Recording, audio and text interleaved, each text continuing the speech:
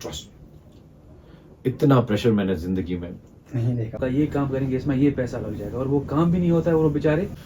अब उसने अगर लीगली ली होती तो मुझे कोई प्रॉब्लम नहीं थी, बट बिल्कुल। जो एक बार मुजफ्फराबाद चलो हो गया तो हमारा घर भी जला दिया था लोगों ने। इमोशनल कहानी है सर आपकी। थानेदार का बेटा हूँ तो मुझे कौन क्या कर लेगा। इन्फ्लुएंशियल तिम दित सजिलाश एगो केस। अस्सलाम वालेकुम वरहमतुल्लाहि वबरकातुहू। उम्मीद है कि आप तमाम लोग बखैर आफियत से होंगे। मैं हूं आपका दोस्त डॉक्टर इरशाद हिजाजी। अगर आप KS एस्पिरेंट हैं या फिर आप एडमिनिस्ट्रेटिव सर्विसेज में इंटरेस्ट रखते हैं या फिर आप समाजी प्रॉब्लम्स के बारे में सोचते हैं कि इनका इजाला कैसे किया जाए, तो इसके लिए ये आपके लिए सबसे बेहतरीन मौका है कि आप इस वीडियो को पूरा देखें और पूरी जानकारी हासिल करें, क्योंकि आज हमारे साथ एक ऐसे मेहमान बैठे हुए हैं, एक ऐसी शख्सियत बैठे हुए हैं जो किसी तारुफ के मोहताज नहीं है, जिन्होंने काफ़ी काम किया है समाज में आकर और जिन्होंने यहाँ पे आकर यूथ को इंस्पायर किया है, मोटिवेट किया है, क्योंकि वो खुद में एक इंस्पिरेशन है और खुद में एक मोटिवेशन है। हम बात कर रहे हैं JKAS की जो ऑफिसर है और तहसीलदार हंदवारा मिस्टर जीशान खान साहब की, जो कि आजकल आप देखते हैं कि सोशल मीडिया के ऊपर भी आप लोगों ने देखा होगा कि किस तरह से वो काम करते हुए नज़र आ रहे हैं और समाज में एक चेंज के लिए काम कर रहे हैं और रेवोल्यूशन पैदा करना चाहते हैं। जीशान साहब, आपका खैर मकदम है हमारे इस पॉडकास्ट में। Thank you so much, I am very happy आपने मुझे इनवाइट किया Irshad. It's a pleasure to be here with you. जी सर, इससे पहले कि हम आपके करियर के बारे में बात करें, आपकी सर्विसेज के बारे में बात करें, हम जानना चाहते हैं सर कि कैसा लग रहा है आपको कि एक KS ऑफिसर जो होता है और आम इंसान जो होता है, इनके बीच का जो रिलेशन है वो कैसा होना चाहिए? वेल, एक KS ऑफिसर जो होता है ये भी एक आम इंसान ही होता है, बट ये होता है कि इस सोसाइटी में एक इंसान के रोल्स और रिस्पॉन्सिबिलिटीज तय होती हैं। राइट। कोई वालिद होता है मगर वो भी आम इंसान होता है, कोई बेटी होती है वो भी आम इंसान होता है। वैसे एक KS ऑफिसर हो, एक गवर्नमेंट सर्वेंट हो, एक डिफेंस सर्विस का बंदा हो, ही is a citizen of this country and part of this society in पर से मैं बताऊंगा। बट यस, जब आप किसी रोल में आते हैं तो इस रोल के साथ साथ आपके ऊपर काफी रिस्पॉन्सिबिलिटीज आती हैं। तो it is most important for that person कि वो उस रोल में अपनी रिस्पॉन्सिबिलिटीज को कैसे अदा करता है। अब एक वालिद को वालिद बना दें और वो वालिद का हक अदा ना करे तो फिर उस वालिद के होने का क्या फायदा। तो अगर आपको अल्लाह ताला ने कोई रोल अदा किया है, जैसे मुझे इस टाइम पे हुकूमत जम्मू कश्मीर की तरफ से तहसीलदार का ओहदा दिया गया है, मैंने एक एग्ज़ाम क्वालिफाई किया है, बहुत मेहनत की है इसके लिए, काफ़ी 2-3 साल अपनी ज़िंदगी के तर्क करके, मतलब I was isolated from the society, from the family, from everybody. तो हम इस एग्ज़ाम को मैनेज कर पाए और पास किया इसको। तो जो ये रिस्पॉन्सिबिलिटी मिली है, अब इम्पॉर्टेंट ये है कि क्या मैं उस रोल में बैठ के तमाशबीन हो जाऊं बाकियों की तरह, या जो रिस्पॉन्सिबिलिटीज कानून के तहत मेरे पे लाजमी है उनको अदा करूं। इसीलिए वहां पे एक आम इंसान और तहसीलदार में फ़र्क आ जाता है, बाकी तो हम सब बराबर ही हैं। जी देखिए, जैसे हम आपको जानते हैं फ्रॉम लास्ट 2 इयर्स, तो यहाँ पे बहुत सारा जो हमारा यूथ है वो आपको देख कर इंस्पायर होते हैं, मोटिवेट होते हैं कि हमें भी ऐसी सर्विसेज को ज्वाइन करना है, आगे जाके अपनी सोसाइटी के लिए जो है चेंज लानी है या फिर एक रेवोल्यूशन पैदा करना है, एक मॉडिफिकेशन सोसाइटी के अंदर लानी है। तो जब आप इस तरह के रिस्पॉन्सेस सोसाइटी में देखते हैं तो कैसा लगता है? देखिए, मैं आपको जस्ट कल की ही बात बताऊं, 23rd was my birthday, 23rd December. Right. So I was flooded by messages and reels and photographs. I don't know मेरी वैसी हैसियत है भी कि नहीं है, क्या मुझे इतना प्यार मिलना चाहिए कि नहीं, क्योंकि जितना प्यार आपको मिल रहा है आपको उतना ही एक्सपेक्टेशंस पे आने की जरूरत हो जाती है। कहीं शायद मैं कोताही कर जाता है कि चलो आज नहीं कल करेंगे, but the way I have seen a response from the public from past 4 days, from different youth who have sent n number of messages, and those messages were so heartwarming, so lovable, and they portrayed कि नहीं यार, these people have expectations and I'll have to come to those expectations, though I'm not at that stage कि मैं कुछ ज़्यादा बड़ा कर सकता हूँ, but इसे at the small stage यहाँ पे लोगों के छोटे छोटे मसाइल जो होते हैं उनमें शायद कहीं अच्छा रोल रहा है, तो उनकी वजह से थिंग्स आर गोइंग गुड और तभी प्यार मिल रहा है। So you know, for a officer मुझे लगता है अगर उसको एक्नॉलेजमेंट मिल रही है आजकल के लोग बहुत ब्लंट हैं, आजकल का यूथ बहुत ब्लंट है, वो मुंह पे बता देता है आप अच्छे हो या बुरे हो, बुरे हो। exactly. वो हमारे पुरानों की तरह डिप्लोमेटिक नहीं है, प्लीज डोंट माइंड। हमारे पुराने they used to run the show, but Exactly. आज का यूथ शो रन नहीं करता है। Right. आज का यूथ मुंह पे बताता है भाई साहब आप ठीक हो, आप गलत हो। एग्जैक्टली। तो जिस हिसाब से पीपल इन हंदवारा या जहाँ से मैं आया, टूरिज्म से मैं आया, आई शुड नॉट फॉरगेट, जो टूरिज्म की ट्रेड इंडस्ट्री थी, जो हमारे स्टेक होल्डर्स थे, या वहाँ हमारा मीडिया के साथ एक काफ़ी क्लोज रिलेशन था, because I used to see the publicity part. तो मुझे लगता है आज के टाइम में हर इंसान के लिए, चाहे वो सरकारी अफसर है, चाहे वो बिजनेसमैन है, चाहे वो किसी एसोसिएशन का प्रेसिडेंट है, चाहे वो पॉलिटिकल है, he needs to understand time has changed, exactly. Time has evolved, बहुत एंड लोग अब ब्लंट हो गए हैं, वो काम से काम ओपिनियन देते हैं। ओपिनियन देते हैं और काम से काम रखते हैं। जनाब आप Exactly. सही हैं तो सही हैं, गलत हैं तो बिल्कुल गलत है। करियर पॉइंट ऑफ व्यू से जब हम लोग बात करते हैं, जब आप KS की प्रिपरेशन कर रहे थे कि अब हमें एक सिविल सर्वेंट बनना है या फिर सिविल सर्विसेज में ज्वाइन करना है, तो कब ये ख्याल आया अपने जहन में कि नहीं मुझे इसी फील्ड में जाना है और आगे जाके लोगों की खिदमत करनी है? देखिए मैं आपको दो चीजें जरूरी बताऊंगा, जो भी सुन रहे हैं हमें। We have to believe that there is a destiny, there is something which is written for all of us. Exactly. कुछ भी अपने से नहीं होता है। आप वो कहावत है, से मैन प्रपोजेस गॉड डिस्पोजेस। तो हम चाहे कितने भी प्लान करें, बट होता वही है जो अल्लाह ने जो हमारे किस्मत में नसीब में लिखा होता है। बट कुरान है, हमारे नबी की सुन्नतें हैं, सबकी बात है कि आपको मेहनत करनी है। वो तिजारत करते थे नबी सल्लल्लाहु अलैहि वसल्लम, दूर दूर जाते थे। अगर वो वहीं बैठते तो एक ही जगह पे तो कैसे चलता। बट हमारे नबी ने भी मेहनत की, वो तिजारत करते रहे, अपना घर रोजगार चलाते रहे। तो इस चीज से ये जाया होता है कि आपको अपनी जिंदगी में मेहनत करनी है, पॉजिटिवली मेहनत करनी है, और मेहनत उस तरफ करनी है कि जहाँ पे आपके इंटरेस्ट हो। अब मेरा अगर आप ले तो मैं एक पुलिस ऑफिसर का बेटा था। My father he was posted sub inspector, and उसके बाद वो SHO बने, फिर वो DSP बने।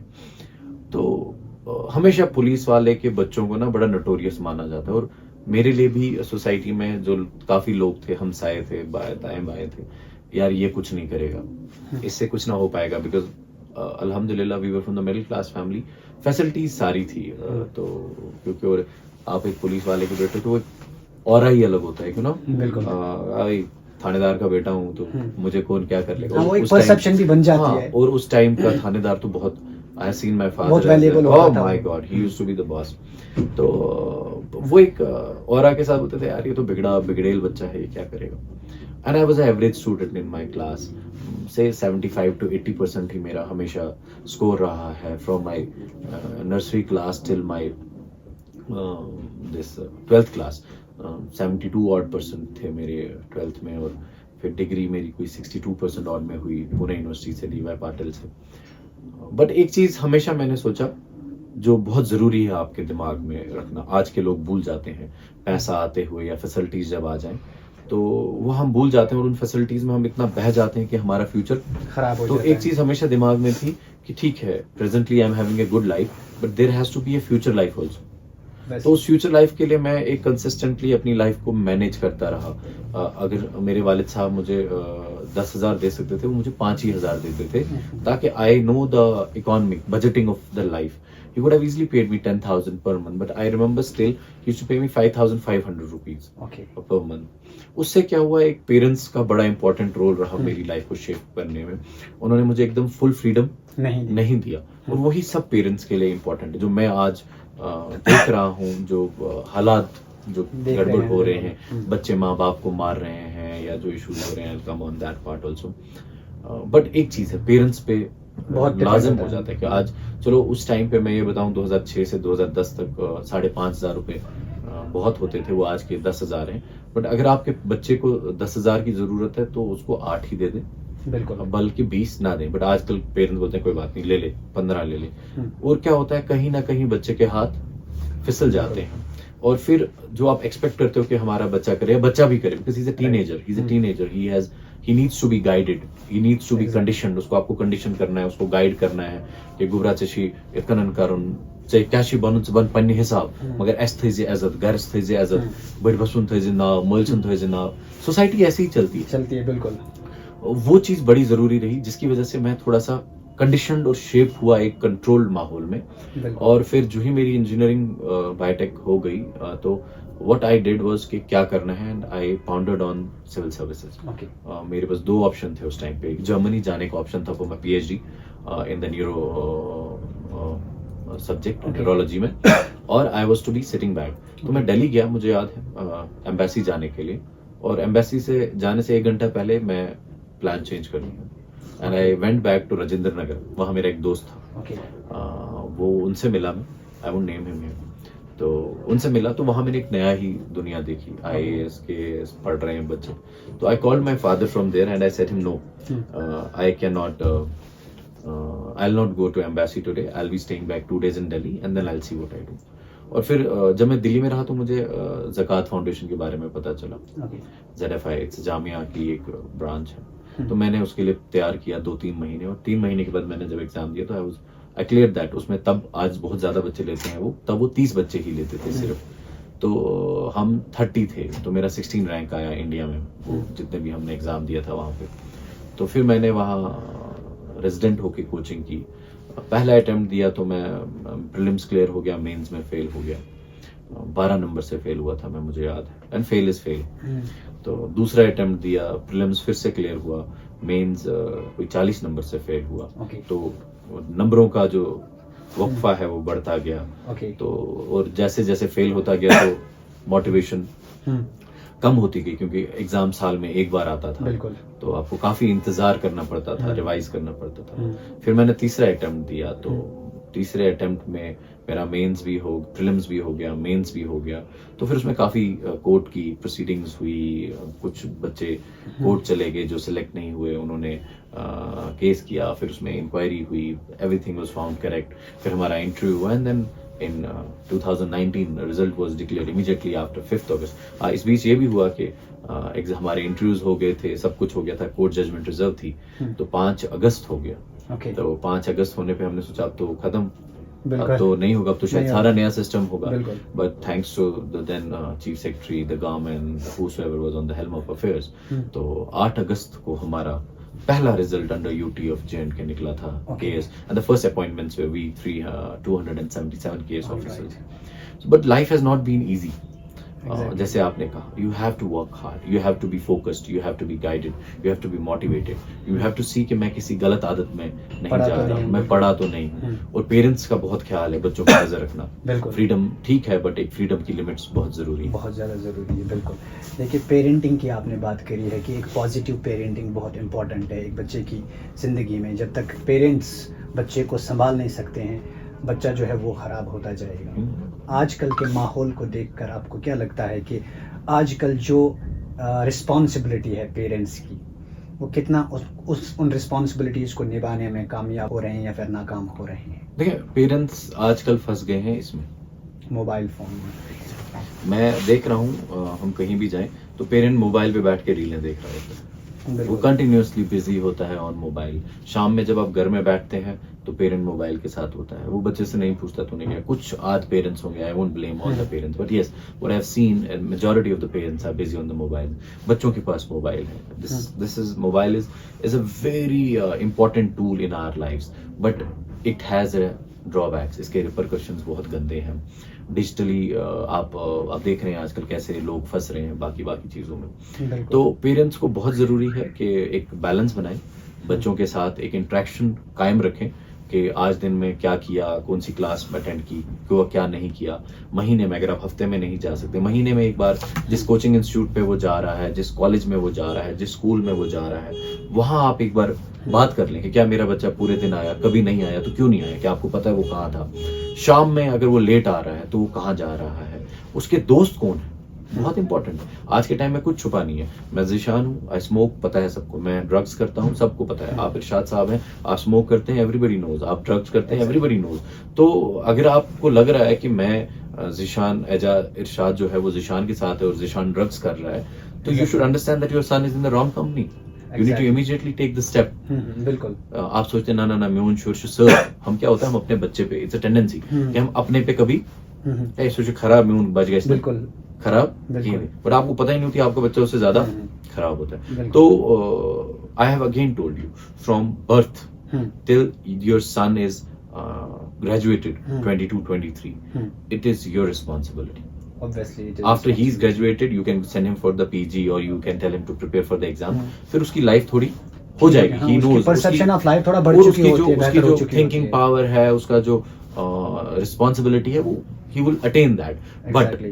जब आप उसको इस टीन एज में फ्री छोड़ देते हैं और वो भटक जाता है. बिल्कुल. अब आप ऐसा सोचें कि आपको अमेजोन के फॉरेस्ट में गाड़ी लेके भेज दिया और जीपीएस नहीं है, तो वापस आने के बहुत कम चांसेस हो जाते Chances है, हैं, बिल्कुल. है ना. एनाकोंडाज हैं, बाकी जानवर हैं. तो similarly is our society, it's Amazon. इस अमेजोन में आपने अपने बच्चे को फ्री नहीं छोड़ना है, जीपीएस उसके साथ रखना है, ताकि जहां से वो जा रहा है, you are checking his So you footprints, can track them. You can track them before it's late. अब हमने Exactly. काफी देखा, काफी लोग पिछले दिनों में यहाँ गुजर गए. कोई इंजेक्शन लेके मरा, कोई ड्रग्स के साथ मरा. गलती किसकी है? बिल्कुल पेरेंट्स की है. मैं कभी बच्चे की गलती नहीं दूंगा. मैं आप मेरे से कितना भी इख्तिलाफात कर दें, it's a parent who is responsible. बिल्कुल बिल्कुल. हमारे जो पेरेंट्स है वो अपने बच्चों की गलतियों के लिए वकील बन जाते हैं. यस. इंस्टेड ऑफ दैट उनको जज बनना चाहिए था Yes. और उस पर काम करना चाहिए था. लेकिन अनफॉर्चुनेटली हमारी सोसाइटी में वो सारी चीज़ें अभी हो नहीं रही है. जीशान साहब, हम देखते हैं कि PES करना या कोई भी सिविल सर्विस एग्ज़ाम क्रैक करना, इसके लिए एक किसी न किसी इंस्पिरेशन की ज़रूरत होती है, किसी मोटिवेशन की ज़रूरत होती है. कोई ऐसा रोल मॉडल है जो आपकी लाइफ में रहा हो, जिसे देखकर आपने ये सोचा है कि नहीं, मुझे KS ही करना है या फिर मुझे इस तरह के काम करने हैं ताकि जो सोसाइटी है वो मुझसे बेहतर हो जाए? My role model has been my father. So he was a police wala, मैंने आपको बताया, and the time of 90s when the militancy was at the peak. So we have seen lot of militant attacks. We have I still remember जब एक बार मुजफ्फराबाद चलो हो गया, तो हमारा घर भी जला दिया था लोगों ने, blaming के the Hurriyat leader was killed by my father, which was not true at all. Never, I have never said on the mic, but I'm telling you today, it was never true. But anyways, threats have been there. We have seen, but in all these circumstances, I've never seen my father stepping back from helping the poor. I've never seen him stepping back from helping the public. तो उसी का नतीजा भी है. वो मुझे अक्सर कहते थे कि मैं उन्हें कहता था, यार इसने तो ऐसे किया, हम क्यों इसको करें. कहते थे ये चाहे जो मर्जी करे, हमारे हाथ में जो है हम अच्छा ही करेंगे, बिल्कुल बुरा नहीं करेंगे. So I think he has been always a motivator factor for me. He could have sent me to abroad. My younger brother is in abroad, Ireland में है वो. He is enjoying his life, he is a good job, he is having settled there. मैं भी कहीं foreign में होता, but he wanted me to be in the civil services or somewhere in the services where I can contribute to the society after him. And जिस दिन वो गुजर गए, मुझे लगता था पुलिस वाला है तो कितने ही लोग इसको क्या ही करेंगे, because he was ill. तो जिस दिन वो गुजर गए, when I saw his जनाजा, तो I was shocked, because हम घर पे थे, हम बाकी रसूमात में थे. तो जब हम चल के घर से निकले उनकी लास्ट राइट्स के लिए, तो जब हम ईदगाह पहुंचे, तो कहने वाले कहते हैं कि हमने इतना बड़ा जनाजा नहीं देखा बारामूला में नहीं. एक पहले हमारे बुजुर्ग रहे हब साहब, मौलवी हबीबुल्लाह साहब, उनका जनाजा काफी बड़ा रहा है. और आफ्टर दैट दे से इट वाज योर फादर. सो कश्मीर के दौर में जहां खुर्शीद खान, मेरे वालिद साहब को इतने लोगों ने प्यार किया, तो वो तभी किया जब उन्होंने कुछ किया होगा. मैंने कहा आज के टाइम में कोई किसी के लिए नहीं आता. बिल्कुल बिल्कुल. बड़ी इमोशनल कहानी है सर आपकी. लेकिन एक चीज है कि उन्होंने अच्छा किया है, इसी वजह से आप आज यहाँ पेरेंट्स की फुटस्टेप्स पे चल रहे हैं. तो उसका जो रिजल्ट है वो आपकी सूरत में हमारे सामने बिल्कुल मौजूद है. दैट इज़ द रीज़न कि इस वक्त आप जो है फिर सोसाइटी के काम आते जा रहे हैं. और हमें भी उम्मीद है और अल्लाह ताला से दुआ है कि ये जो प्रक्रिया है, जो सिलसिला है, ये चलता रहे. जी सर, अभी हम लोग थोड़ा सा ये अंडरस्टैंड करने की कोशिश करते हैं कि आजकल जो हमारे बच्चे हैं, जो सिविल सर्वेंट एस्पिरेंट्स है या जो किसी भी तरह का प्रोफेशन अडॉप्ट करना चाहते हैं और उसमें कामयाब होना चाहते हैं, तो उनके लिए आप क्या गाइडेंस देना चाहेंगे, क्या मशवरा देना चाहेंगे, किस तरह से वो अपनी ज़िंदगी को मैनेज करके सिविल सर्विस एग्ज़ाम क्रैक करना चाहते हैं? क्योंकि अक्सर व बेशतर यूट्यूब से जब हम लोग वीडियोस देखते हैं तो डिफरेंट सजेशंस आते हैं, और उन डिफरेंट सजेशंस की वजह से जो यूथ है वो बिल्कुल कंफ्यूज हो जाता है. देखिए, कंफ्यूजन की कोई ज़रूरत नहीं. सबसे पहले first step is to introspect. अपने आप को पहले देखो, आप कौन हो. आप इरशाद हैं. इरशाद के अंदर क्या ताकत है और क्या कमजोरी है. बिल्कुल. जब तक आप अपने आप को नहीं पहचानोगे, तब तक आप कोई भी गोल अचीव नहीं कर सकते. मैं बोल देता हूं कि आपके राइट हैंड में वीकनेस है. है। बिल्कुल। तो अगर आपके राइट हैंड में वीकनेस है तो आप बंदूक राइट हैंड से नहीं चला सकते। ठीक है, you can't use the weapon, और you have a problem in your leg, right leg और left leg, because humans are of different kind. तो यू नो कि इसकी वजह से आप फुटबॉल नहीं खेल सकते हैं, तो you should not then move to that side. You need to understand your capabilities, your strengths, because अगर आपको अपने बारे में नहीं पता है तो आप फेलियर है। बिल्कुल। So first foremost for all the aspirants is कि आप अपनी कैपेबिलिटीज को जानें, कि आप एक पेपर पे लिख लें मेरी ताकतें ये है कि मैं हार नहीं मानता, मैं डिमोटिवेट नहीं होऊंगा, मेरे अंदर गलत रास्ते पे जाने की कोई ख्वाहिश नहीं है, मेरी वीकनेस है मैं डर जाता हूँ, मेरे अंदर वीकनेस है कि मैं जल्दी हार मान जाता हूँ। तो अपने आप से इंट्रोस्पेक्ट करें। Once you are done with your introspection, 4 mantras, simple, दुनिया की कोई ताकत आपको इन 4 के बिना जिता नहीं सकती। अगर आपने कहीं जाना है, तो जैसे मैंने बारामूला से श्रीनगर जाना है, बिल्कुल, तो मैंने अहद कर लिया कि भाई मुझे श्रीनगर पहुंचना है। Right, that is the first thing, कि आप अपना गोल सेट करें। जब आपने अपनी कमियां पेशियां कर ली, तो आपने अपना गोल कि मैंने टीचर बनना है, मैंने बिजनेसमैन बनना है, मैंने एक इंस्टीट्यूट चलाना है, मैंने केएस बनना है, मैंने आर्मी में जाना है, मैंने एयरफोर्स में जाना है, या मैंने सोशल सर्विस करनी है, या मैंने पॉलिटिशियन बनना है। So you need to have zero and and decided. कि आप बोलोगे नहीं यार मैं कोशिश करता हूँ केएस की, अगर नहीं बना फिर मैं दुकान भी चला लूं। तो जहां आपके पैर 2 किश्ती में रहे और किश्ती अलग हुई, आप डूब जाएंगे। बिल्कुल, आप डूब जाएंगे। बिल्कुल। तो बेस्ट पार्ट इज कि आप अपना गोल सेट करें। Once your goal is set, then is the middle part. अब आप इस गोल तक जाएंगे कैसे?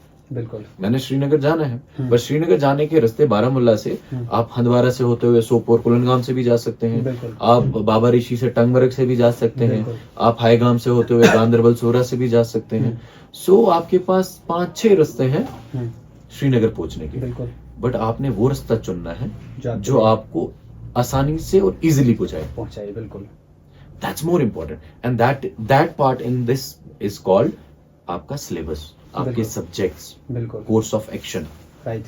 तो बच्चों के लिए बहुत जरूरी है, गोल सेट हो गया जनाब मैंने आईएएस करना है, तो आईएएस करने के लिए आपका जो रास्ता है उसको चुन, कि मैं ऐसे अपना प्लान ऑफ स्टडी करूंगा कि मैं जीएस 2 घंटे पढ़ूंगा, फिर जीएस का दूसरा पार्ट 2 घंटे पढ़ूंगा, और 2 घंटे में ऑप्शनल पढ़ूंगा, और मैं आज इतने टॉपिक्स करूंगा, कल मैं इतने टॉपिक्स करूंगा। आप एक इंक्रीमेंटल स्टडी करेंगे, एक प्लान बनाएंगे अपना पूरा 2 महीने का, कि इस 2 महीने में मेरे ये टारगेट कंप्लीट होने। और ऐसा होता है कि आपको टारगेट कंप्लीट नहीं करते, ऐसा होता है, बट उनको आप आगे ले जाएं अपने साथ, बैकलॉग में, और उनको पढ़ते रहें। आई एम श्योर कि अगर आप ऐसे करेंगे प्लान करके, तो यू विल सक्सीड। अब देखिए आजकल गवर्नमेंट क्या करती है, प्लान करती है, प्लान करने के बाद बजट बनता है, बजट बनने के बाद मार्केट में आता है, फील्ड में आता है, सोसाइटी में काम होते हैं, तभी जाके थोड़ा थोड़ा करके सोसाइटी बन रही है। अब आज से पहले देखें हंदवारा का टाउन कैसा था, आज हंदवारा के टाउन में फुटपाथ भी हैं, फाउंटेन्स भी हैं, ऑर्नामेंट्स भी आ गए हैं, अड्डा भी बन गया, आगे प्लानिंग चल रही है। अब इतना कुछ हो गया, आज टेबल लग गया, कल इस टेबल के साथ हम लाइटिंग भी लगा देंगे, कल लाइटिंग लग गई, कल हम इसका कंप्यूटर्स भी लगा देंगे, कल कंप्यूटर्स लगे, कुछ नई technology I. So it is evolutionary, life is evolutionary, एकदम से सब कुछ नहीं होता है। तो बच्चों को बड़े सब्र से, बिल्कुल ठीक है, पेशेंस। पहला चीज मैंने आपको क्या बोली कि आपका गोल, दूसरा मैंने आपको बोला प्लान, तीसरी चीज है पेशेंस, बहुत important, because it's a long ending process, it takes you 1 year, 1.5 year, 2 years। इस टाइम में आपको लगेगा, पेरेंट्स आपको बोलेंगे ऐसे किसी ने की थे, या पेरेंट्स नहीं बोलेंगे तो आपके रिश्तेदार तो गारंटीड ही बोलेंगे। वो आपका जो कुफारा का एक हमारा यूट्यूबर है, I love him, I first YouTuber I am loving, तो वो बोलता है कि हे रिश्तेदार क्या कर, he's true at points, sometimes he's true। तो रिश्तेदार बोलेंगे हता काथो छोक जू पनुन सटा चाहे किसी ने की अशी केस करा तमाशी ऐसा अलगी, या आपको नेगेटिव बोलेंगे अथा शी पूछ लगा, अथा पी रपी करोड़ दून ऐसी कर सकते। ट्रस्ट मी, ऐसा कुछ नहीं। जो फेल हो जाते हैं ना, फिर वो ये स्टोरी सुनाते हैं, गढ़ते हैं कि मैं क्यों फेल हुआ। क्योंकि मैं अपना ही लूँ एग्जांपल, ज़ीशान खान जी इम सोस मोल पुल सोस इन्फ्लुएंशियल तिम दित सजिलाश एगो केस। ट्रस्ट मी, ऐसा कुछ नहीं है, बिल्कुल नहीं है। I tell you the systems are so transparent, systems are so clean, that आपको मेहनत करनी पड़ेगी, बिल्कुल। वो बाकी बात है, सब एक्सक्यूजेज हैं. So goal, then is the plan, 3 is the patience, and the fourth most important is the motivation. बिल्कुल. If you are not motivated कि मुझे ये काम करना है, आपको मैं बोलूंगा चलिए डॉक्टर बनूं, मगर आप बनना नहीं चाहते. आप चाहते हैं जर्नलिस्ट बनना, आप चाहते हैं सिंगर बनना. बिल्कुल. फिर मैं आपको कितनी भी एनाटॉमी पढ़ा लूं, मैं आपको कितनी भी बायोकेमिस्ट्री पढ़ा लूं, बिल्कुल आपको मजा नहीं आएगा. And you will not be able to do the justice. So motivate yourself कि नहीं, this is my life and this is my goal, right, and this is my plan and I will do whatever I have to do. Right. ये 4 चीजें आप संभालें, plan, गोल और subject. पहला time, हमारे time में internet नहीं था इतना, तो हमें क्या है सीनियर से जाके पूछना पड़ता था कौन सी किताब पढ़ें, क्या करें. आज आपका इंटरनेट फ्लडेड है. Vision IAS, Unacademy, Shri Ram, Vajiram, everybody, access बहुत है. एक्सेस बहुत है. जम्मू में कोचिंग सेंटर्स हैं, श्रीनगर में कोचिंग सेंटर्स हैं, दिल्ली में कोचिंग सेंटर्स हैं, हर जगह आपके पास ऑनलाइन क्लासेस हैं. हमें पहले दिल्ली जाना पड़ता था, फिर दिन भर क्लास करनी पड़ती थी, डेरा लेना पड़ता था. अब घर में अपना आइसोलेट करके क्लासरूम बना लें, आप पढ़ लें. सिंगल क्लिक में एक टॉपिक को खोज सकते हैं. हमें किताबें मोड़नी पड़ती थी. अब इन सब चीजों के साथ एक चीज बहुत important, right, that's supplementary thing which I always tell the students to follow, and I'm sure जितने भी बच्चों को हमने गाइड किया है, they are into the services right now, they are in touch with us. उन्होंने अच्छे से मेहनत की और वो सिलेक्ट हो गए, ऐसा नहीं है. और they were from poor families. एक स्टूडेंट थी, वो इंटरव्यू के टाइम पे मेरे पास आई. उनकी मदर वो कालीन का काम करती थी और फादर टेलर थे. ओके. तो she is a case right now. तो ऐसा कोई नहीं है. आई नो माई, आपके हंदवारा से कितने लोग हैं जो इस टाइम केस हुए हैं. तवीद साहब आपके वीडियो नदनुसा हैं. His father was sub inspector in police, is about to retire. Mother a housewife, alone person in family I think who's a guested or case officer या कोई एक आधा और होगा. So there are a lot of examples कि ये अमीरों की सर्विस नहीं है. नहीं है. I was a middle class, though I was not a poor, शुक्र अल्हम्दुलिल्लाह, I was a middle class, but opportunity grab करना बहुत जरूरी है. तो इन सब चीजों के साथ एक लास्ट चीज जो बहुत जरूरी है, that's your health. That's very much important. Very much important. आप चाहे प्लान कर लें, चाहे पेशेंस कर लें, चाहे मोटिवेशन कर लें, चाहे गोल सेट कर लें, but if your health is not with you, exactly, this all is fail. So ये 4 चीजें अगर ऐसे हैं, इन सब 4 चीजों के ऊपर आपकी हेल्थ है. तो हेल्थ के लिए बहुत इंपॉर्टेंट है. जो भी इस एग्जाम को प्रिपेयर करता है, माई रिक्वेस्ट इज कि आप स्ट्रेस ना लें, स्ट्रेस से दूर रहें. दूसरा, आप अपने आप को डिहाइड्रेट करें, पानी खूब पिए. हम पानी नहीं पीते हैं. बिल्कुल. हम बाहर का बहुत खाते हैं, जंक फूड खाते हैं, जिससे क्या होता है, रेडिकल्स बहुत बॉडी में प्रोड्यूस होते हैं, जिससे नेगेटिविटी आ जाती है, जिससे आपको वीकनेस आ जाती है, सुस्ती आ जाती है. एंड थर्ड, हम एक्सरसाइज नहीं करते हैं. और यूजुअली मैंने देखा है कि इसके टाइम पढ़ते हुए काफी लड़के सिगरेट स्मोकिंग की तरफ चले जाते हैं, बहुत ज्यादा, है ना. तो पढ़ रहे हैं क्योंकि बहुत पढ़ना पड़ता है. आप दिन भर पढ़ रहे हो, शाम को उठे, चलो जी एक सुट्टा लगा देते हैं. That is the beginning of your downfall. बड़े कम लोग हैं जो सिगरेट पीते पीते पास करते हैं, बिकॉज क्योंकि अगर करते भी हैं बट फिर उनकी लाइफ एडिक्ट हो जाती है उस सिगरेट के साथ. तो मुझे लगता है हेल्थ इज वेल्थ. तो आप अपनी हेल्थ को मेंटेन करके इन 4 चीजों पे फोकस करें. और गाइडेंस के लिए you have an number of officers. मुझे नहीं लगता है ऐसा कोई अफसर होगा आज की डेट में जो JKS है, चाहे हमारे जूनियर्स हैं, चाहे हमारे सीनियर्स हैं या हम हैं, कोई आपको मना करेगा गाइड करने में. You don't need to come to me Handwara, और Handwara people can come to me. Srinagar people, so many officers in Srinagar, Baramulla. तो we have AD Fort Tariq साहब. Guidance is available everywhere. Online आप वीडियोस खोल लें, बड़े बड़े मास्टर्स आपको गाइड करें. बट यस, इस सारे पीरियड के दौरान you have to believe on one person. अगर आप बहुत लोगों से पूछेंगे तो आप कंफ्यूज हो जाएंगे. सो फाइंड वन पर्सन और one source and go on. वो एक सेइंग है, read one book 100 times rather than reading 100 books 100 times. Right. So you read one book 100 times, you will be guided and inshallah you will clear it. Okay. Sir, आपने हंदवारा की बात कही, तो हंदवारा में आपको लगभग 2 साल हो गए हैं. Yeah, 2 years.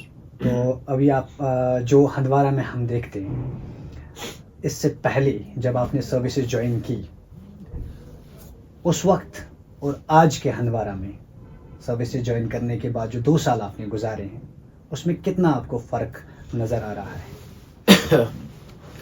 I still remember जब ट्रांसफर्स थी, I was not expecting कि मुझे हंदवारा में पोस्ट करेंगे. बिकॉज मेरे घर में थोड़े से इश्यूज थे. My father was not well, he was going through SCA. तो मैं टूरिज्म की एक अच्छी पोस्टिंग एंजॉय कर रहा था. वहाँ से मैंने बड़ी रिक्वेस्ट करके अपने आप को मूव करवाया था. बट किस्मत थी कि मुझे रेवेन्यू मिल गया उस टाइम पर. और कहते हैं ना, डेस्टिन्ड होता है, आपके हाथ में कुछ नहीं होता. मैं कुछ और चाहता था, मिला कुछ और. आई वाज इन वागूरा, तो आई वाज एक्सपेक्टिंग कि मुझे एक और स्मॉल पोस्टिंग मिलेगी ताकि I can spend some time with my father. But ये हुआ कि किस्मत और दाने जो थे, कहते हैं ना, दाने दाने पे लगे हैं, तो हंदवारा पोस्टिंग हुई. तो मुझे आइडिया ही नहीं था हंदवारा के बारे में. ऑनेस्टली आप बताएं, मैं 1 या 2 बार हंदवारा आया था. उससे पहले एक बार एक ताज़ियत पे आया था और एक बार किसी दोस्त से मिलने आया था, और एक बार आया था कुपवारा. तो वापसी पे यहाँ मेरे कुछ दोस्त थे, तो यहाँ एक बॉनफायर कैफे है टूरिज्म के दौरान. तो कुछ पता नहीं थी, तो उन्होंने मुझे बुलाया, ऐसे ऐसे ऐसे आओ. तो फिर बॉनफायर में हमने लंच किया था. आई थिंक दो 2 और 3 इंसिडेंट्स में हंदवारा आया था. तो जिस दिन मेरी पोस्टिंग हुई और जब मैं यहाँ ज्वाइन करने आया, तो मैंने किसी को नहीं बताया मैं ज्वाइन करने आ रहा हूँ आज की डेट में. तो जब मैं हंदवारा टाउन में घुसा from the hospital side, it took me around 25 to 30 minutes to reach my office. It was very sad. मतलब आप एक इतने बड़े टाउन में आ रहे हैं.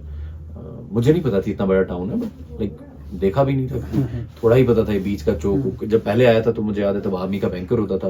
और दूसरी बार जब आया था तो मैंने वो चौक देखा था. और तीसरी बार अब आ रहा था. तो I was very shocked. I was driving myself, तो अपनी गाड़ी लेके आ रहा था. तो finally somehow I reached this main chowk. तो मैंने पूछा, यार यहाँ तहसील कहाँ से है? तो उसने मुझे कहा, जनाब अपर किसी अपर. तो फाइनली थाने से होते हुए तो मैं तहसील पहुंचा. तो first office. But this thing was circulating in my mind. मैं जब टाउन घुसा यहाँ तो 20 मिनट लग गए, 25 मिनट लग गए, बहुत ज्यादा हुआ. तो आई जॉइन, हैड इंटरेक्शंस 2-4-5 दिन. I kept moving around, seeing the people. The first thing which I did was the removal of the encroachments. That's great. तो जो आपके फुटपाथ से जो आप आज देख रहे हैं, तो अभी जो प्राइवेट गाड़ी वाले हैं वो हमारा नहीं सुनते हैं, वो गाड़ियां लगा देते हैं, फाइनिंग हो रही है. But yes, there has been a lot of cooperation from the traders federation. दुकानदार दे एग्रीड विद अस कि नहीं, हाँ हमारी वजह से, क्योंकि एक लगाता था तो दूसरा कहता था मैं क्यों ना लगाऊं. बट जब हमने ओवरऑल ही बंद कर दिया तो फुटपाथ्स फ्री हो गए. तो जो लोग रोडों पे थे वो चले गए फुटपाथ पे. तो जो गाड़ियां रोड में लगती थी वो फुटपाथ के साइड हो गई. तो उस चीज से ये हुआ कि जहां पहले 20-25 मिनट लगते थे, तो मुझे आज जब मैं आता हूं तो 5-10 मिनट हॉस्पिटल के पास, क्योंकि पेशेंट उतार रहा होता है. That's normal. वहां है फुटफॉल है. जब तक हमारी बिल्डिंग तैयार हो जाएगी, नया दरवाजा खुल जाएगा. बिल्कुल. So this was the first thing which I felt very good after my 1 month. कि नहीं, we were able to get the systems on right path. तो साइमल्टेनियसली हमने बाकी चीज, जैसे मैंने आपको स्टार्टिंग में बोला, either you come sit and watch or you sit and do or act. तो मैंने एक्ट करना शुरू किया. काफी प्रेशर आया. ओके. काफी प्रेशर आया कि ये नहीं करना है, ऐसे नहीं करना है. तो बट आई वाज लाइक नहीं ठीक है सर. प्रेशर किन लोगों की तरफ से आया? अब जहां से भी आया, इट कम्स. एक ऑफिसर के लिए प्रेशर बहुत तरीकों से आता है. It's not always. तो क्योंकि काफी मेरी तहसील के बाहर, it's something which is to be said, मेरे हिसाब से जो मैंने सुना है, तो काफी लोग होते थे बाहर. तो जो ही कोई गरीब या कोई आता था दरखास्त लेके, उसकी दरखास्त ले लेते थे. फिर वो तहसीलदार साहब के पास ले जाते थे. फिर कहते थे हमने काम कराया. अब उसके एवज में वो क्या लेते थे, I have no ideas about that and I don't want to divulge into. मैं उसमें नहीं जाना चाहता हूँ. But that was my second task, to clean up my office outside. Right. जितने भी बने हुए हैं अन्नदाता, आप अपना काम करें, हमें अपना काम करने दें. तो वो बहुत अफेंड हो गए. ओके. और काफी कंप्लेंट्स हुई मेरे बारे में. Okay. Up and down complaints हुई मेरे बारे में. तो बट इट वाज ओके. मैंने कहा कोई बात नहीं, करने दो यार. तो उसके बाद क्या हुआ, 2 महीने के बाद, द बेस्ट पार्ट वाज, मैं सुबह जब दफ्तर आता था, जनाब आज शाम मुझसे ट्रांसफर कि मुन्ने इतने निबरकात करा. मैं अच्छा ठीक, इट्स अ जोक. एंड 5-6 महीने ये स्टोरी रोज सुबह चलती थी. बस आई न्यू इट, ऐसा कुछ होने वाला नहीं है. तो आज शाम ये ऑर्डर है. बिल्कुल. 1 साल ये मैं सुनता रहा कि मेरी ट्रांसफर होने वाली है. एंड फिर जब 1 साल हो गया तो वो समझ गए कि यार ये जाने वाला नहीं है और अब हमें कुछ और. तो उनमें से काफी लोग मैं फॉलो करता हूँ. कोई जम्मू में बैठा हुआ है, अब कोई कहीं श्रीनगर में बैठा हुआ है, कोई कहीं और काम कर रहा है. तो they have left Handwara for now. It's a fact. आपको निकालने के चक्कर में वो खुद ही गायब हो गए. बट यस, अल्हम्दुलिल्लाह एक डिसिप्लिन खड़ा हो गया, where a person who comes with his application, he will come with his application, nobody will come for him, nobody will represent him. Okay ठीक है, दैट इज मोर इम्पोर्टेंट. और उसका ये नतीजा हुआ कि लोगों का सिस्टम पे भरोसा बनता और रहा। उससे क्या हुआ, जो लोगों के मसाइल थे जो वो पहले नहीं लाते थे वो बहुत बढ़ गए. बिल्कुल। मैं आपको बताऊं, इस दौरान हमने न जाने कितने पाथवेज, एनक्रोचमेंट्स क्लियर किए हैं. You would have seen on the social media. I will tell you one case, बड़ा बेहतरीन, 2 केसेस सॉरी, एनक्रोचमेंट.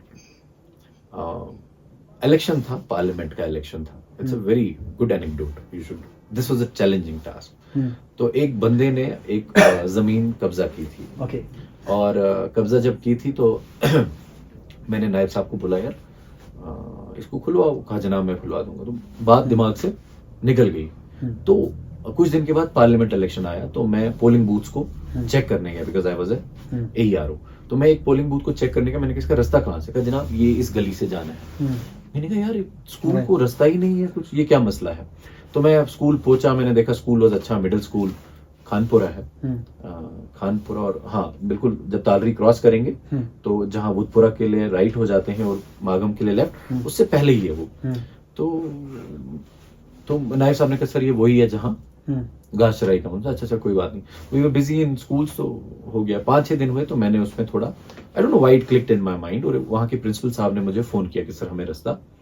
तो मैं वहां गया, मैंने उनको कहा आप ये सरकारी जमीन आपने खाई है, रास्ता छोड़ दो स्कूल के लिए, सरकारी स्कूल है, मिडिल स्कूल है, इसको हाई स्कूल बनेगा कर. सो दे रेजिस्टेड. लेडीज आ गई, you know, they came attacking मी. तो फिर मैंने कहा ठीक है कोई बात नहीं. तो दूसरे दिन आई वेंट विद प्रॉपर तैयारी.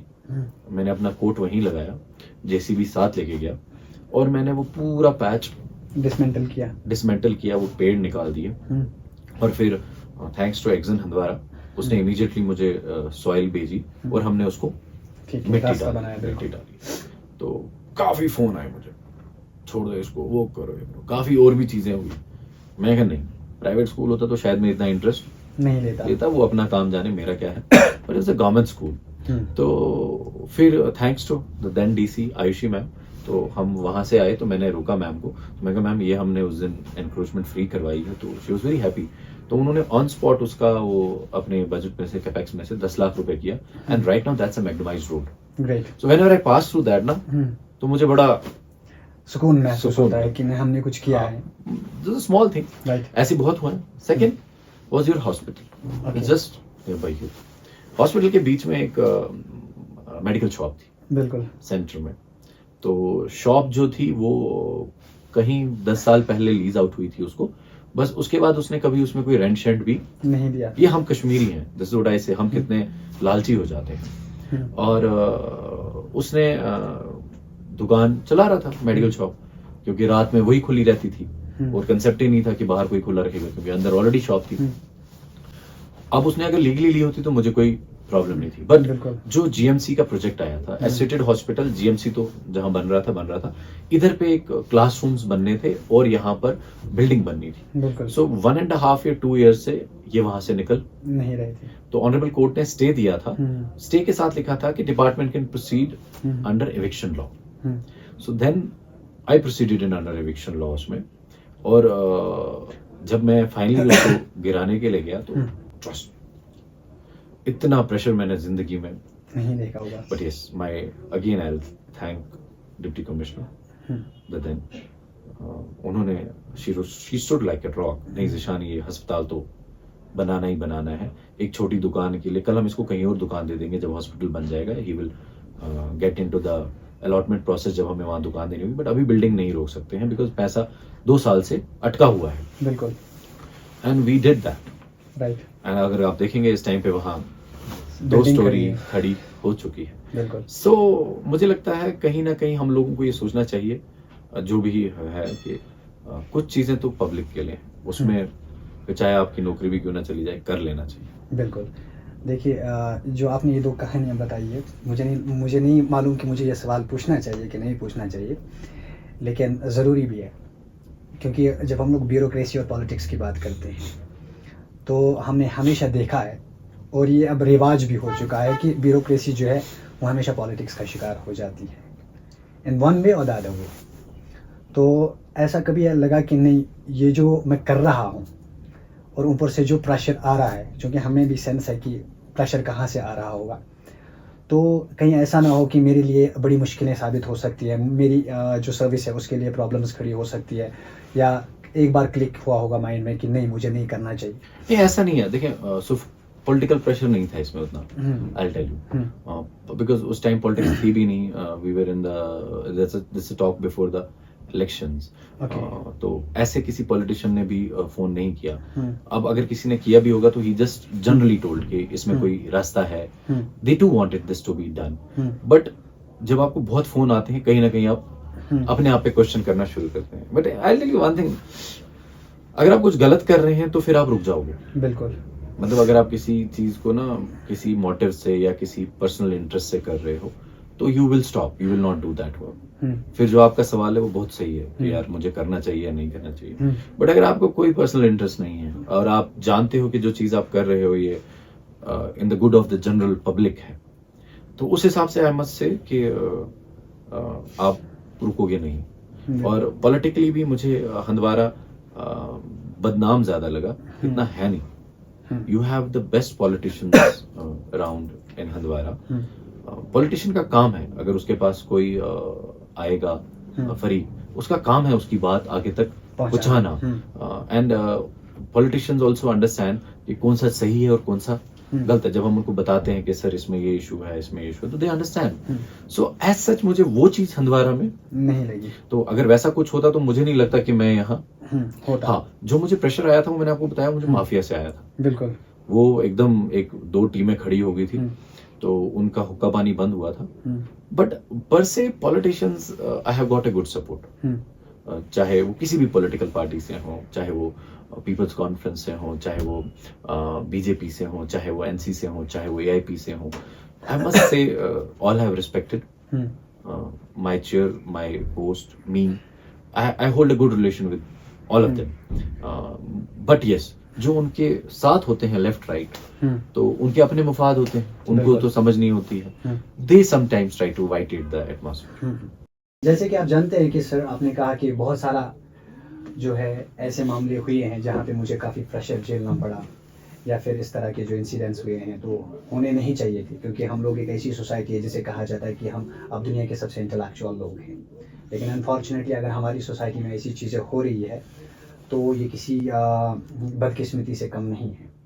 कोई ऐसा केस जो आपके सामने आया हो जहाँ पे आपको लगा कि नहीं, ये पॉलिटिकली काफ़ी इन्फ्लुएंशियल है, या फिर इस केस को हल करते करते आपको लगा कि नहीं, इसमें काफ़ी पॉलिटिक्स इन्वॉल्व है, तो जिससे मुझे दूर रहना चाहिए, या फिर जिसको मुझे करना चाहिए, इसकी कोई प्रॉब्लम नहीं है? नहीं, ऐसा कुछ नहीं। देखिए, केसेस आते रहे, और क्योंकि लोग जो हैं वो अपने पॉलिटिकल लीडर के पास जाते हैं, उसको पूछते हैं क्या है मसला। And the best part about Handwara is all the political leaders here, they call you.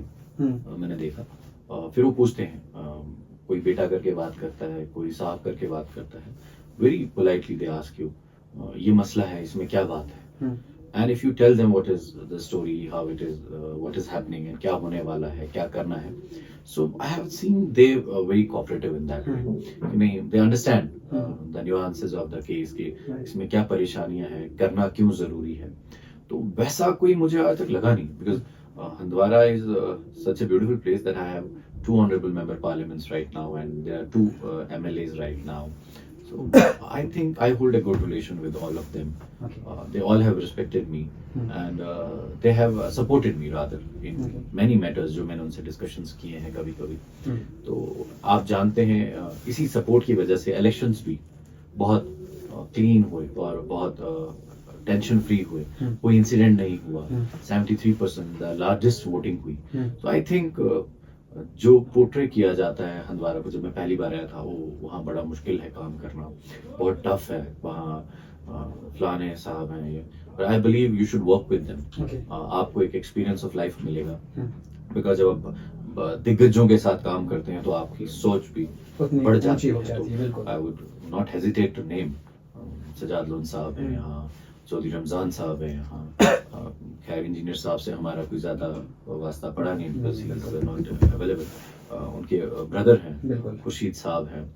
तो यहाँ के डीडीसी मेंबरान जो हैं, so I felt intellect class, because हम कई जगहों पे देखते हैं जहाँ you have the people जिनको पता ज्यादा नहीं है, but they all have been ex-ministers, they have been in the assembly, they have been the lawmakers. तो मुझे लगता है ऐसे माहौल में काम करने से एक तो आपकी सोच और आपका नजरिया बढ़ता है और एक वर्ल्ड क्लास एक्सपीरियंस बिल्कुल मिलता है। 2 साल हो गए हंदवारा में, तो पब्लिक जो कोऑपरेशन है वो किसी भी ऑफिसर के लिए बहुत इम्पोर्टेंट होती है। तो आपने जो ये 2 साल यहाँ पे एक्सपीरियंस किया है, यहाँ की पब्लिक को एक्सपीरियंस किया, तो कैसा लग रहा है कि कितना कोऑपरेटिव पब्लिक है यहाँ पे? देखिए, आप अगर मेरा पॉडकास्ट कर रहे हैं तो वो तभी कर रहे हैं जब कुछ तो बेटर हुआ है, और एक अफसर खुद तो कुछ कर नहीं सकता है। मैं आपको बता दूं, चाहे मैं कुछ भी कर लूं, कितना भी जालिम बन जाऊं, तो मैं चेंज नहीं ला पाऊंगा। शायद मैं रोक दूंगा, बट चेंज नहीं ला पाऊंगा। Change comes only when there is a two way process. बिल्कुल। तो उसके लिए हंदवारा पूरी तहसील, चाहे वो मागम एरिया है, चाहे वो कंडी एरिया है, चाहे वो राजवार, लोअर राजवार है, क्योंकि यहाँ से मरड़ गांव है, काफी 60 गांवों पे मुब्तला है तहसील, इन सब लोगों की सपोर्ट की वजह से हुआ है। और मैं आपको बताऊं, यहाँ के लोग इतने ज़हीन हैं कि अगर वो देखते हैं कि कुछ गलत हो रहा है तो दे डोंट हेजिटेट कि हम ये छुपाए, तो वो इनडायरेक्टली मुझे वो चीज़ व्हाट्सएप के थ्रू या फ़ोन के थ्रू पहुंचा देते हैं। तो अगर कहीं सक्सेस, हमने माइनिंग पे बहुत कंट्रोल पाया, हमने अखरोट बहुत कटता था यहाँ, उस पे कंट्रोल पाया, उसका शुक्रिया अगर किसी को भी करना है तो वो हंदवारा की आवाम का है। बिकॉज मेरे लोग बहुत कम हैं, but all those people, I would say from बाकी अखर, वस्कूरा, मरड़ गांव, Kandi, Natnusa, Magam, Sirajpura, Wagad, I know now each of them by name. पहले वो नो नंबर्स थे मेरे लिए, but now they are important numbers for me, because these are those people without any interest, without any benefit, they immediately drop me a text, चाहे वो रात के 1 बजे हो या दिन का 10 बजे हो, and that makes me feel happy कि नहीं यार, दे हैव अ ट्रस्ट, तभी वो कर रहे हैं। अदरवाइज अगर मैं डिलीवर नहीं करता तो शायद वो मुझे नहीं करते। Why would they waste their energy? So special thanks to the people of Handwara, special thanks to the political leaders, minus few जो इनके जो they are not political, they have become the political for their own benefits. मैं बिल्कुल hesitate नहीं करूंगा बताने में, वो लोगों को मिसयूज करते हैं। But they are associated with some political. They are not associated. देखिए यार, एक पॉलिटिशियन मैं हूँ, मेरे साथ आप मुझे बोलेंगे आप मेरे दोस्त हैं, फिर बाहर आप कुछ भी करेंगे, मुझे क्या पता, मुझे क्या पता। तो politician is a open man, he tries to encompass everybody.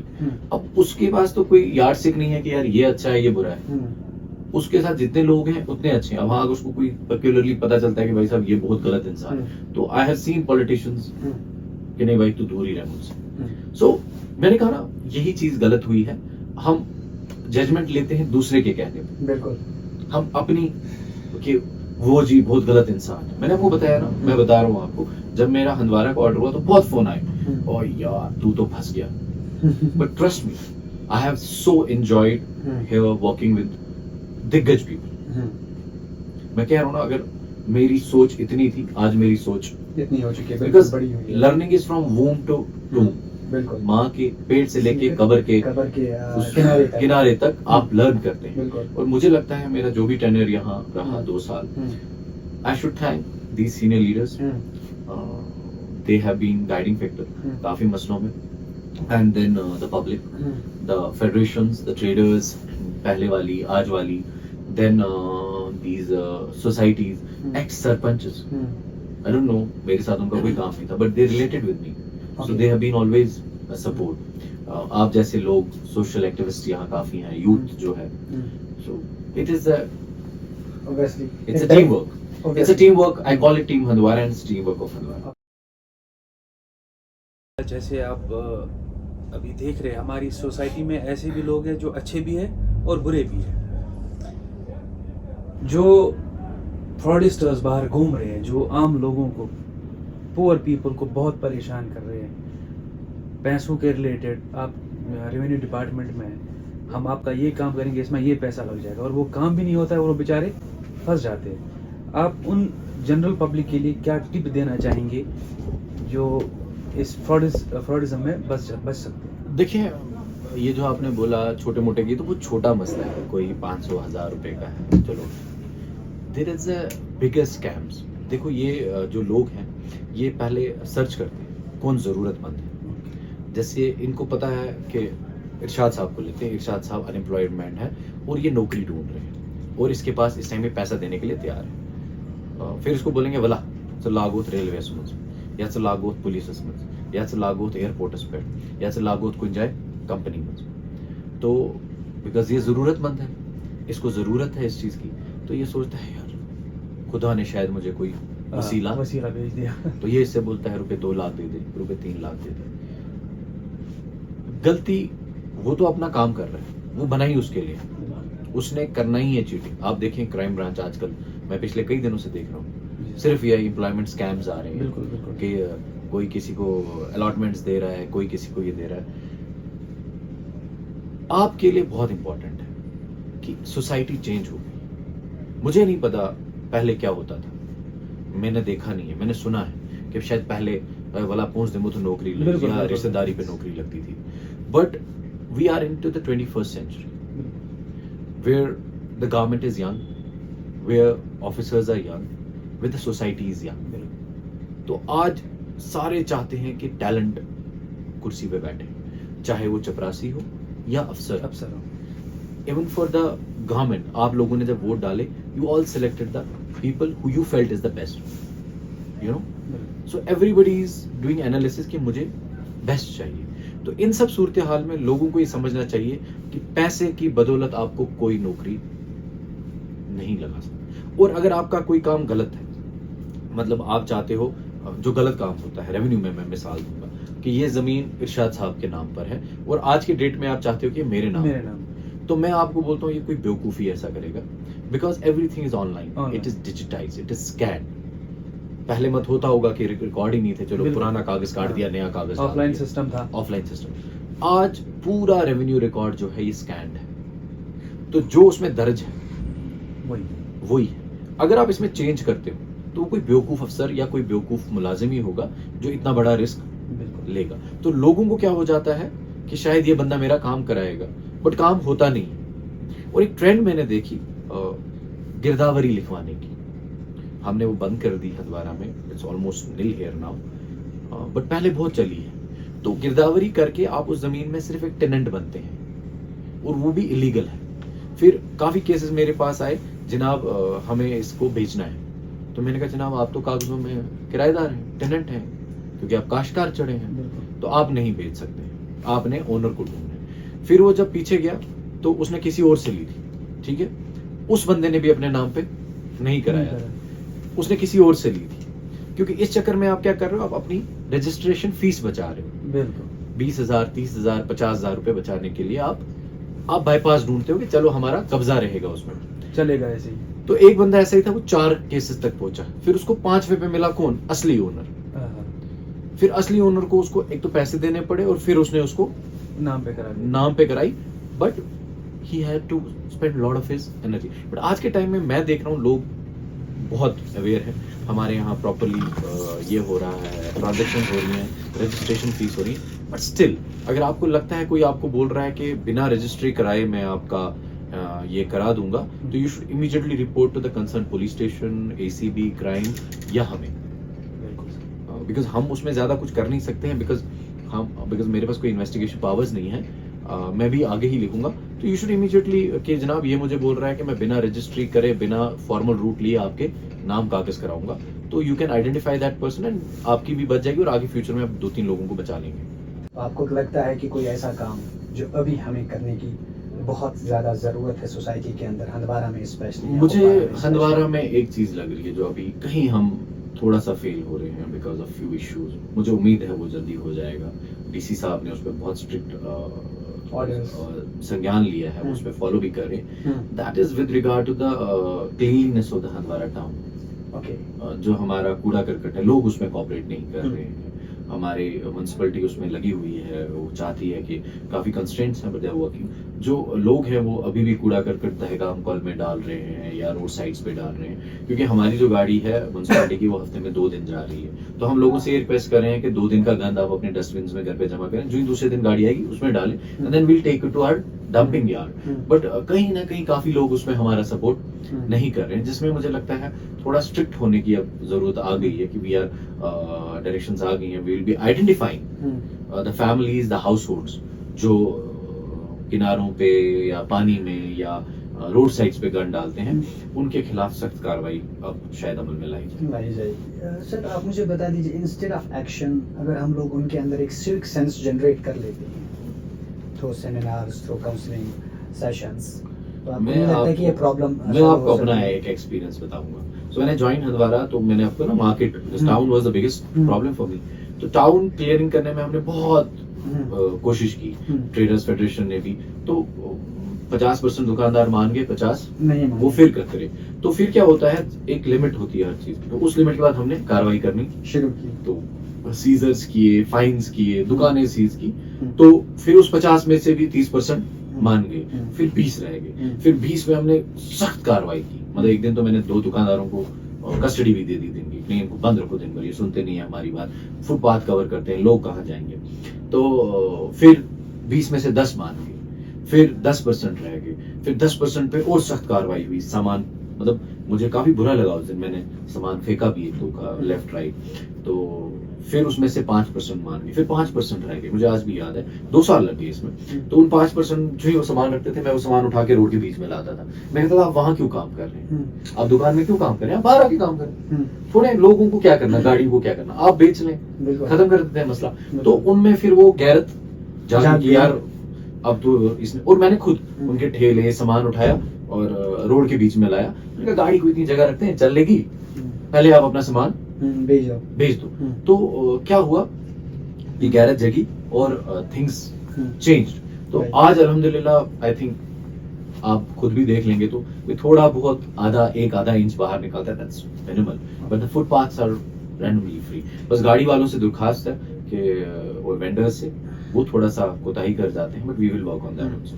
थोड़ा कोऑपरेट करे और माहौल को बेहतर बनाने की कोशिश, सिविक सोसाइटी का अच्छा टाउन बनाए। बिल्कुल बिल्कुल, क्योंकि सोसाइटी में एक सिविक सेंस होना बहुत ज़्यादा ज़रूरी है। सर सबसे इम्पोर्टेंट क्वेश्चन जो मुझे लगता है मुझे पहले पूछ लेना चाहिए था, लेकिन अब मैं पूछ रहा हूँ, ये जो रेवेन्यू सर्विस है ये क्या है, और ये जो पब्लिक सर्विस गारंटी एक्ट है ये क्या है? असल में लोगों को भी ज़्यादा जो एडमिनिस्ट्रेटिव टर्म्स है या टर्मिनोलॉजी है उसके बारे में नॉलेज नहीं होती है। मैं आपसे एक रिक्वेस्ट करूंगा, जो हम अब बात करने जा रहे हैं इसको आप अलग से डालिए, you know, don't put it with others, because this is the important task. मेरी हंदवारा के लोगों से गुजारिश है, आपकी जितने भी इम्पोर्टेंट सर्विसेज हैं, जो भी आप, जैसे आप कैटेगरी के लिए अप्लाई करना चाहते हैं, इनकम सर्टिफिकेट के लिए अप्लाई करना चाहते हैं, आप कैरेक्टर सर्टिफिकेट के लिए अप्लाई करना चाहते हैं, आप जमाबंदी के लिए, गिरदावरी के लिए, फर्द के लिए, copy of mutation, attestation of mutation, everything is online. आपको दफ्तर में आने की जरूरत नहीं।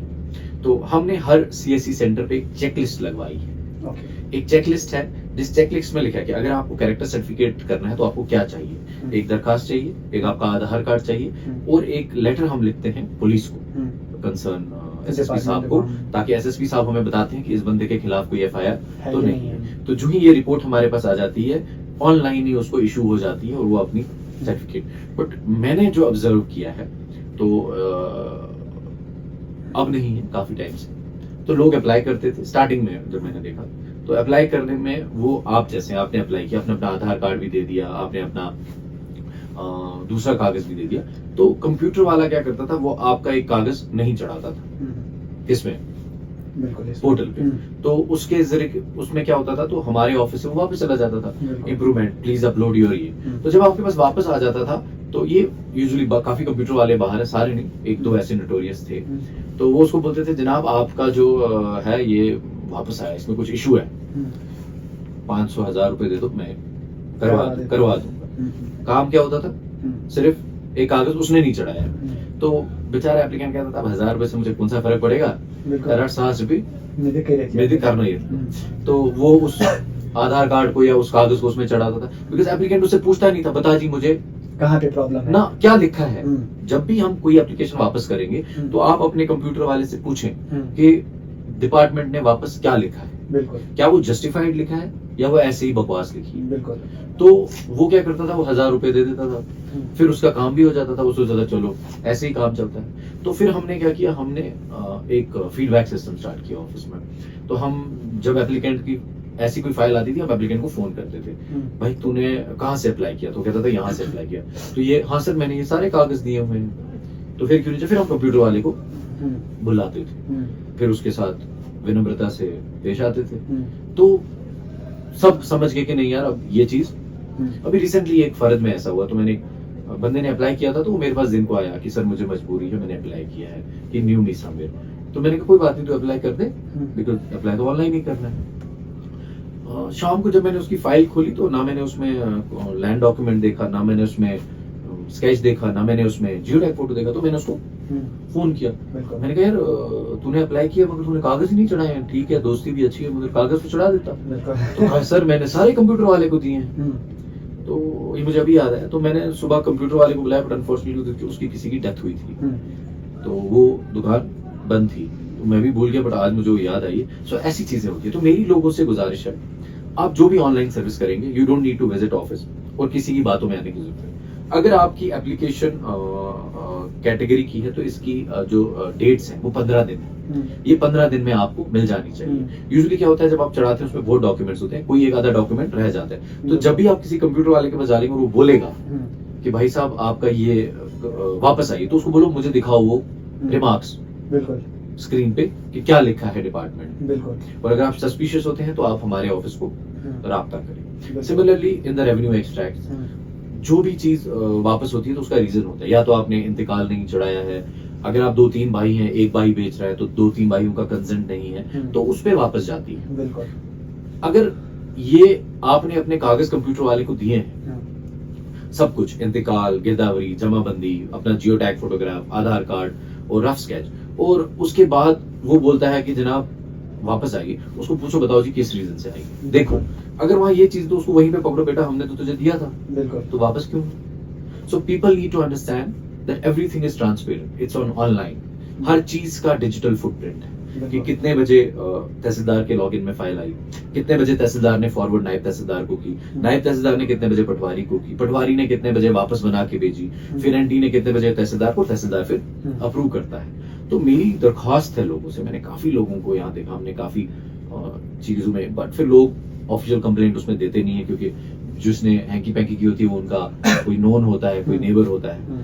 तो प्लीज इन चीजों में अगर आपको लगता है तो हमें रिपोर्ट करें। और हमने आपकी सहूलियत के लिए डीसी साहब की हिदायत पे एक टच पॉइंट तहसील के अंदर सीढ़ी के नीचे खुलवा दिया है, सीएससी सेंटर, जहां आपको गारंटीड कोई धोखा नहीं देगा, क्योंकि वहीं पे सीएससी सेंटर है, लेफ्ट साइड से मेरा ऑफिस है, राइट साइड से नायब तहसीलदार है, और बाकी दफ्तर पूरा वहां से होता है, और ऊपर एडीसी साहब का दफ्तर है। तो कोशिश करें, अगर आपको लगता है कि बाहर कोई आपको धोखा दे रहा है या आपके साथ बराबरी नहीं, तो आप वहां पे अप्लाई करें। मुझे उम्मीद है आपके साथ कोई धोखाधड़ी नहीं।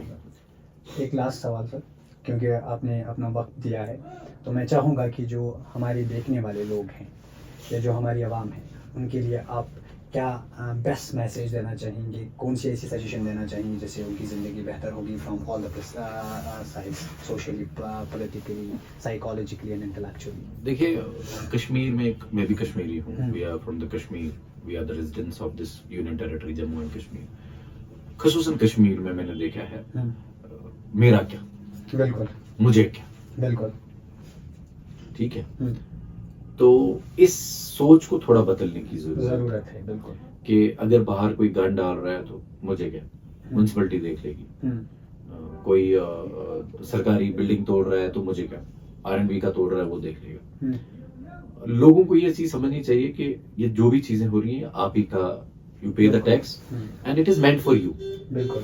मकान दीवार के अंदर जो चीज आप बनाते हैं वो आप खुद बनाते हैं, अब आप ही के पैसे से, और जो दीवार के बाहर बनता है वो आपके पैसे से सरकार बनाती है। बिल्कुल। तो दोनों चीजें आपकी हैं, और ये सरकार भी आपकी है, ये अफसर भी आपका है, और आप भी इसी सोसाइटी का हिस्सा है। तो इस सोच से बाहर आना है, मुझे क्या, और समझाना है उनको जो भटके हुए हैं कि भाई ये रोड है, इसको खुला रख दे, बिल्कुल, ये घास चराई है, ये गवर्नमेंट लैंड है, इसको छोड़ दे, बिल्कुल। कब्जा मत कर, ये सरकारी बिल्डिंग है, इसके आसपास नुकसान मत मत कर, पहुंचा, बिल्कुल। मत, यही छोटे काम है और आपने क्या करना है? इंडिविजुअल रिस्पॉन्सिबिलिटी लेनी ये पड़ेगी। ओपन ड्रेन है, ये पूरे मोहल्ले में जाती है, इसमें अपना एक्सक्रीटा मत डालो, ये इरिगेशन कॉल है। मुझे यहाँ के बुजुर्ग कहते हैं मैं आपको एक और बात बताऊं, जवानों से ज्यादा मैं यहाँ के बुजुर्गों से कनेक्टेड हूँ, तो मैं उनसे अक्सर बैठ के गपशप लगाता हूँ, बात करता हूँ, तो मुझे कहते हैं गुबरा वक्त होस दह गम को लेसिस त्रेश चवन, बिल्कुल, यह साफ आस। बिल्कुल, So they have told me all the stories पुराने टाइम की ना, बिल्कुल, होता कैसे क्या होता था। तो लोगों को ये समझना है कि आप अपने छत दीवार से ऐसे फेंक देते हो, नीचे कॉल में गिरता है, इरिगेशन कॉल में, वो कनाल कहाँ जा रही है? वो पानी खेतों में जा रहा है, बिल्कुल, उस खेत से चावल निकल रहे हैं, वो बिल्कुल। चावल आप ही खा रहे हैं। बिल्कुल, अब आप यहाँ का नहीं खा रहे हैं, कहीं और का खा रहे हैं, वहां भी यही हो रहा होगा। बिल्कुल, तो दे से दिस वर्ल्ड इज, दुनिया जमीन गोल है, बिल्कुल, तो आप यहाँ से चलो, यहाँ आके अपने आप को मिलोगे, आप यहाँ से चलो तो यहाँ आके अपने आप को। मिलोगे, तो बिल्कुल। लोगों को सबसे पहले अपना behaviour towards the society change करना, चेंज करने की जरूरत कि है। एक दूसरे के लिए। दूसरा, मुझे एक इंसिडेंट याद आ गया, कल का कोई इंसिडेंट है, मैंने वीडियो नहीं देखा है। टंगमर्ग में एक बेटा बाप को मार रहा था। बिल्कुल मार रहा था। अब आपने एक इंसिडेंट देख लिया क्योंकि वीडियो पे आया। मेरे दफ्तर में रोज ऐसे इंसिडेंट होते हैं। अफसोस की बात है। मैंने पिछले महीने में 2 ऐसे ऑर्डर्स दिए हैं जहां मैंने अपनी टीम्स को ऑर्डर दिया कि बेटे को निकाल दो, वो किराए पे रहे, क्योंकि बाप इतना तंग आया था, उसने प्लीड किया। The copies are in my office, you can always collect them, कि बाप ने कहा चलो बच्चे बड़े हो गए हैं, तेरा ये हिस्सा है तू मकान बना ले, तेरा ये हिस्सा है तू मकान बना ले। अब जब उन्होंने मकान बना लिया, वो बाप को बोलते ये भी छोड़ दे, ये भी छोड़ दे, ये भी मुझे दे दे। तो as per the law, until father is alive, he is the मालिक, he is the owner। और Exactly. इसकी पुष्टि सुप्रीम कोर्ट ने भी की है। रिसेंटली की है। तो बच्चों को वालिदैन के प्रति बहुत जरूरी है। देखो, I don't have a father, so I know what important father is. Obviously जिनके हैं उनको रिक्वेस्ट है, उनकी कदर करें, जरूर करें। अगर किसी बाप ने आपको अभी अपने हिस्से में से जमीन दी है तो उसको यूज कर लें, मगर खिदमत जरूर करें अपने। अब क्योंकि एक केस मार्केट में आ गया सोशल मीडिया पे, तो लोगों की हुक आ रही, पर झांक लें, हर घर में यही चल रहा है, बिल्कुल चल रहा है। ये हर घर में की यही चल कहानी रहा है। आज। मेरे पास अभी एक फैमिली मेरा वेट कर रही है, वो बेटा अपनी माँ और बहन को मारता है because is a drug addict. अफसोस की बात है। So we need to get into that. हमारे उलमा को अब आना पड़ेगा और शरीयत के बारे में, दीन के बारे में बताना पड़ेगा कि हिस्सेदारी के बारे में कितनी इंपॉर्टेंस है, कि अगर आपकी बहन है, आपकी फूफी है, उसका हिस्सा देना है। मेरे कोर्ट में अभी ऐसे इतने केसेस हैं जहां मैं, ये बड़ा गुस्सा आता है मुझे उस टाइम पे, मैं बाप का साथ देता हूँ, मैं बेटे का साथ, चाहे बाप गलत भी क्यों ना हो, बाप है। तो इन दैट केस मैंने पिछले महीने 2 महीनों में 2 ऑर्डर्स दिए जहां मैंने डायरेक्शंस दिए बेटों को, through them out, they will find. 25 साल के हो गए, शादी हो गई है, इज देयर रिस्पॉन्सिबिलिटी। बाप नहीं रखना चाहता, he can always throw them out. Exactly. अब अगर आपको अपने बाप के साथ नहीं बनानी आ रही है तो फिर बेटर है, अगर आप उसको पालोगे, कितनी जिंदगी है। बिल्कुल।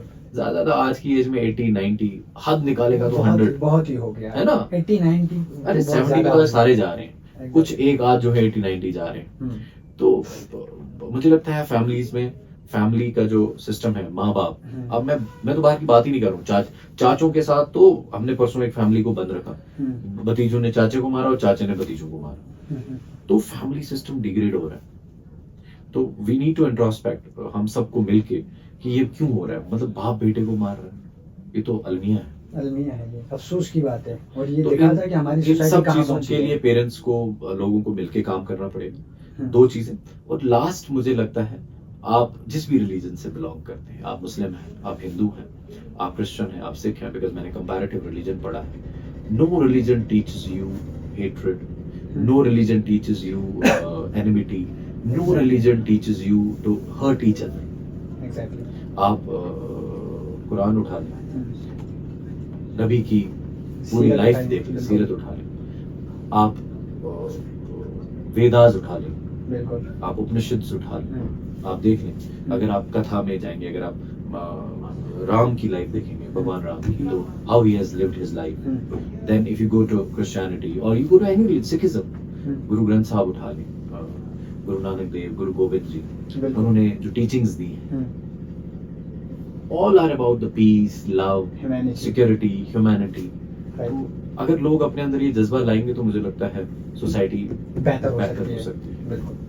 थैंक यू सो मच जीजान साहब अपना वक्त देने के लिए और अपना इतना कीमती टाइम देने के लिए और इतने बेहतरीन जो वर्ड्स है हमारे लोगों ये के साथ शेयर actually करने के लिए। क्या हो गया, एक तो कोजी एनवायरनमेंट थी, आप पूछते गए और मैं बोलता गया। बिल्कुल नहीं, बहुत मुझे बहुत मजा आया। मुझे खुद भी नहीं पता है मैंने क्या क्या बोला है। नहीं, बहुत ही I'll बेहतरीन definitely बोला। now see, जब आप इसको चढ़ाएंगे तो मैंने क्या बोला, मैं इस इंटरव्यू को जरूर सुनूंगा। मैं बहुत ही बेहतरीन बोला सर आपने, और आपके जो वर्ड्स है वो हमारी आजकल की जनरेशन के लिए काफ़ी ज़्यादा ज़रूरी भी है और उनकी काफ़ी ज़्यादा ज़रूरत भी है। The reason behind this is कि हम लोग देखते हैं कि आजकल हमारी सोसाइटी है फ्रॉम ऑल पर्सपेक्टिव्स डिग्रेड होती जा रही है, चाहे वो पॉलिटिकली देखेंगे, सोशली देखेंगे, फैमिली देखेंगे। ठीक है, तो हर तरीके से वो डिग्रेड होती जा रही है, टर्न होती जा रही है। तो कहीं ना कहीं हम तमाम लोगों की रिस्पॉन्सिबिलिटी बन जाती है कि हम इस सोसाइटी का इंतखाब इस तरह से करें ताकि जो हमारी आने वाली जनरेशन है उनके लिए हम एक ऐसी ज़मीन तामीर करें जो काफ़ी ज़रखेज़ हो बिल्कुल। इन तमाम मामलों में। सस्टेनेबल डेवलपमेंट जिसे हाँ, कहते हैं। तो शायद उस वजह से ये जो पॉडकास्ट है ये काफ़ी इम्पोर्टेंट भी होगा और काफ़ी वैल्यूएबल भी होगा उन लोगों के लिए जो इस वक्त घरों में बैठे होंगे और जो हमारी बातचीत सुने होंगे। Thank you so much Thank you so much. अपना वक्त देने के लिए। थैंक यू सो मच आपका।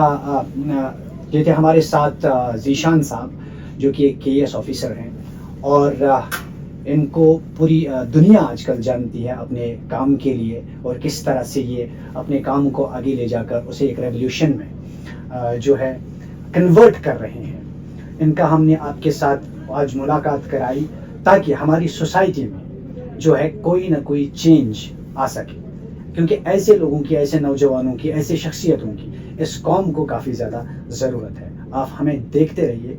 आपका अपना दोस्त इरशाद हिजाजी और रफ़ाकत बख्शी आपके लिए ऐसे ही प्रोग्राम्स लेके आएंगे और आप लोगों को इस सोसाइटी का एक ऐसा हिस्सा बनाने की कोशिश करेंगे जहाँ पे पीस हो, अमन हो, मोहब्बत हो और भाईचारा हो। खुदा हाफिज़।